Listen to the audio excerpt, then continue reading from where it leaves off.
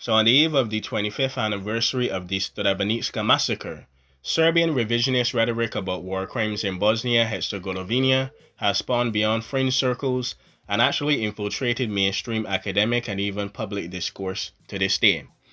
So in 2004, after decades of denying the war crimes committed in Bosnia and Herzegovina, the Bosnian Serb entity of the Republic the Srpska actually assembled a special investigation on the Commission of Srebrenica. So under pressure from the High Commission and High Representative Paddy Ashton, the Commission finally issued a report which acknowledged that the Bosnian Serb forces had committed acts and crimes of genocide, and even provided a primarily and preliminary list of victims and even identified several thousands of the perpetrators who participated in the genocide. This was actually a first positive step towards the genocide acknowledgement by Bosnian Serbs and was actually hailed as a turning point for the reconciliation efforts in Bosnia. Unfortunately, this progress was actually pretty short-lived. So 12 years later, in August 2018, the Bosnian Serb leader Milorad Dudic, real Dick, initiated the issued the annulment of the Srebrenica Commission from 2004 by the Republic the Srpska Assembly, and actually insisted that a new probe be conducted into the Srebrenica massacre. Dudic actually stated that the 2004 report contained false data, and that the Srebrenica crimes is a state strategy with an aim to sustain the Serbs. This was actually unanimously supported by Serbian delegates in the Republic the Srpska Assembly, and soon after the Assembly created two commissions, one for Srebrenica and one for Sarajevo, and actually entitled it the Independent International Commission of Inquiry on Suffering of Serbs, or the ICISS, or the ICS. So once considered to be a breath of fresh air by Western leaders, Dudic actually returned to power in 2006 and actually created a serious momentum for the institutional support for a denial of the Bosnian Serb genocide and war crimes in both the Republic the Srpska and even Serbia itself. So since then, revisionist rhetoric has spread beyond the fringe national and even religious and regional circles, and even infiltrated mainstream academic and even infiltrating mainstream academic media and even societal discourse as we speak. Now, with the annulment of the report and the establishment of the two commissions, clear patterns of genocide denial began to emerge, which included frequent denial of war crimes and the use of hate speech by high-ranking Bosnian Serb politicians, as well as the institutional and even the financial support for revisionist and denialist projects and even propaganda to a source. So in 2019, shortly after the two new commissions were formed, an international conference was organized in Banja Luka in the Republic the Srpska by three organizations entitled Srebrenica, Reality and Manipulation, which while most of the participants came from the Republic the Srpska and Serbia, they included several Russian, along with a handful of Western invited people and scholars, in order to maintain the appearance of internationality and even nuanced neutral discourse. So, on the eve of the Srebrenica genocide's 25th anniversary, the results of the Commission's work are expected to be published, and denial of the massacres and the atrocities committed by the Bosnian and the Yugoslav forces, however, has been ongoing since 1992 to the 1995 Bosnian War. When the first massacres were committed in the besiegement of Sarajevo, the Serbian propaganda machine accused the Bosnian government of shelling and sniping at its own civilians in an attempt to elicit Western sympathy and intervention into Yugoslavia. And that's where the myth comes in, especially for the leftist Yugoslavia. Keep that in mind. Alright, so in May 1992, the first major massacres of the war were committed when Serbian forces shelled the main street of Sarajevo, hitting the breadline of civilians and killing 26 people. The same day, Serbian media actually reported that the Bosnian government had bombed its own civilians in order to blame the Serbs. So in July 1992, the American journalist Roy Gutman actually broke the story of the concentration camps in northwest Bosnia.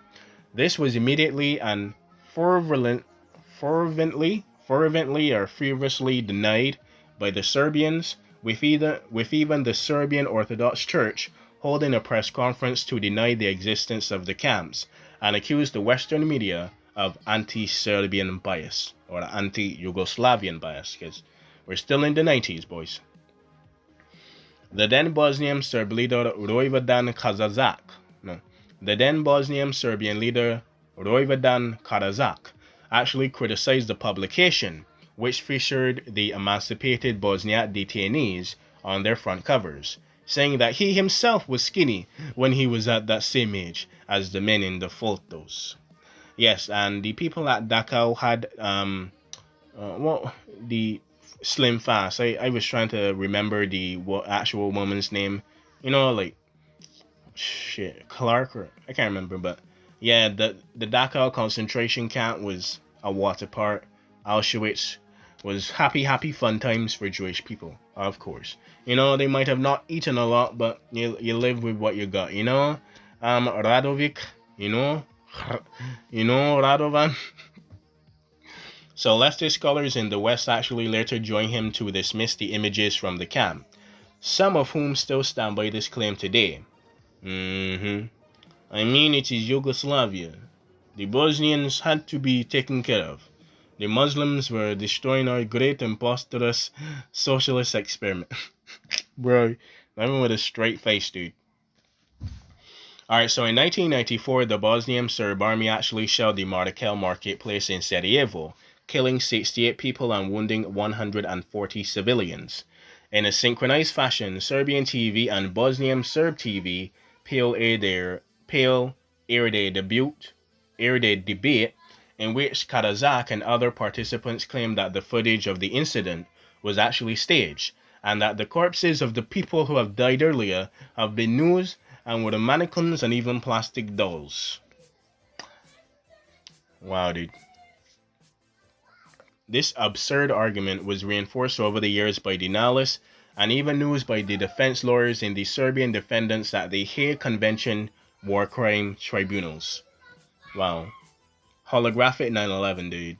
Like, there's like holographic 9/11, and then there's Radovan, dude. Radovan is on a whole different level, dude. Radovan, dude. So in May 1995, the Bosnian Serb army shelled the city and the center of Tuzal, killing 70 civilians and injuring an additional 130, mainly young people. The denial of this crime actually intensified after the arrest and the conviction of Novan Dudacic, the senior Bosnian Serb army commander chiefly responsible for the massacre.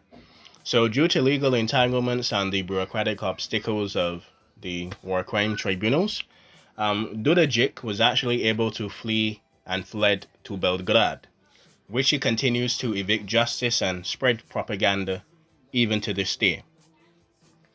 So the cooperation between the Bosnian Serbs and the Serbian authorities and structures in their efforts to revise the truth of the massacres.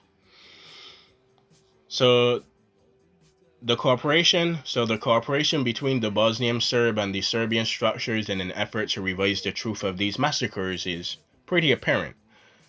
This cooperation and joint commitment to denial has continued for the last 25 and in recent years, of course, as Bosnian Serb officers like Dudacic actually continue to enjoy the protection of the Serbian state.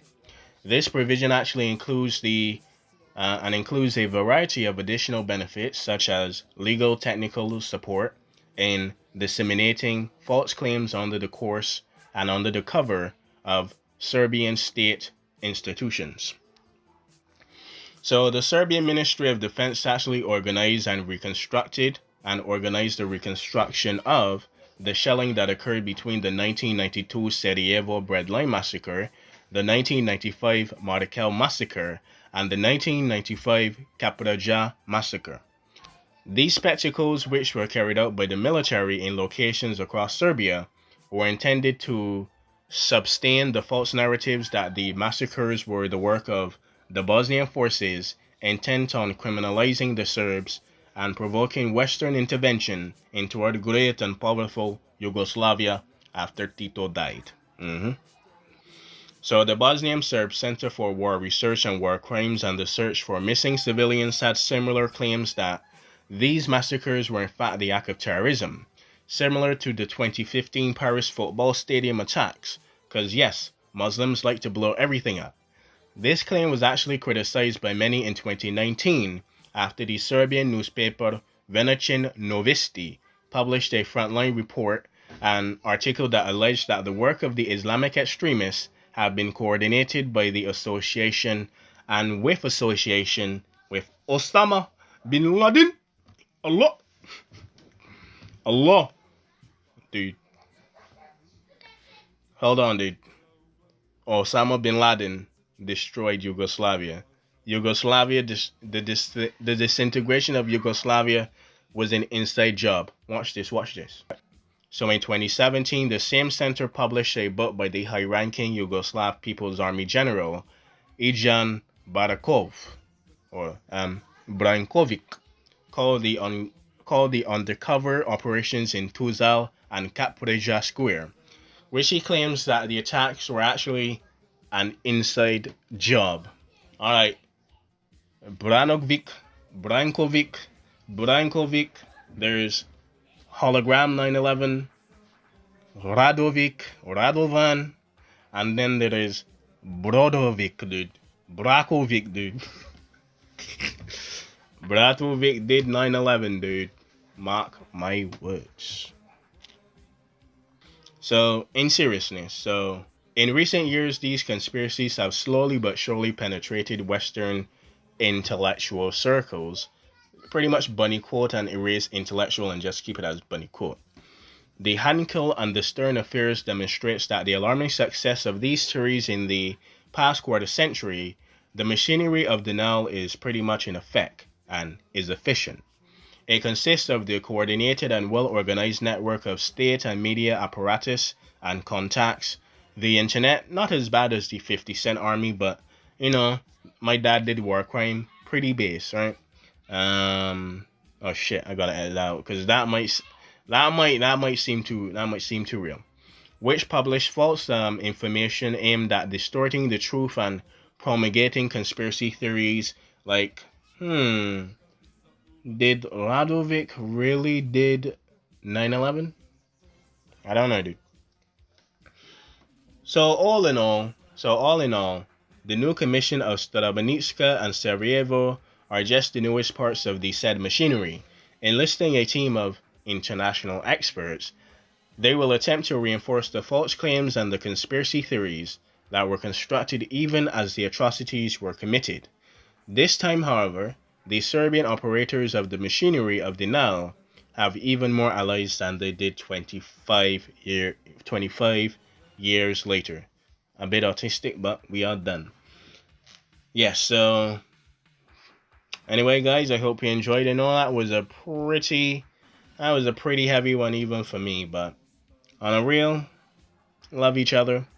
Maybe one day the Serbian, the Bosnian Herzegovinian, Kosovo,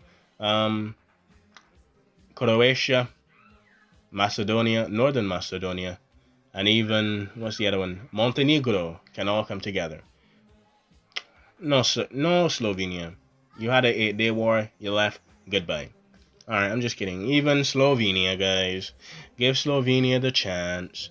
But in all seriousness, guys, I hope you enjoyed. I hope you learned something. Just trying out some new stuff. Didn't sound too energetic. And I'm sleepy and I sound really energetic now, right? So hopefully I could edit this in like 10 minutes. Wasn't too loud, wasn't too bad. So at least I got that going for me. Last night, somebody else was talking in the house. So there was that in the background. But anyway, just like the Hiro Namwak genocide of 1908, the Armenian genocide, the Assyrian genocide, the Jewish genocide. Alright, dogs barking, but end of the video, right? But this is a serious topic. Alright, hold on. Literally, as I pressed pause, she stopped.